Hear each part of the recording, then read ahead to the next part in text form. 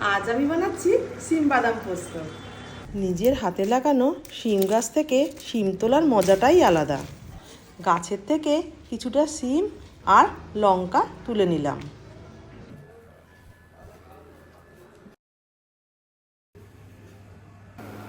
শিমটাকে কেটে ভালো করে ধুয়ে নিয়ে একটু গরম জলে ভাপিয়ে নিলাম।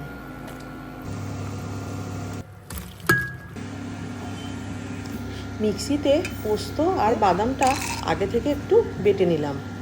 তারপর কাঁচা লঙ্কা আর সামান্য জল দিয়ে পেস্ট করে নিলাম।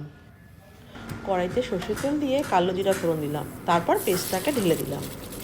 কিছুক্ষণ নাড়াচাড়া করার পর তাতে একে একে হলুদ, নুন, লঙ্কার গুঁড়ো আর চিনি দিলাম।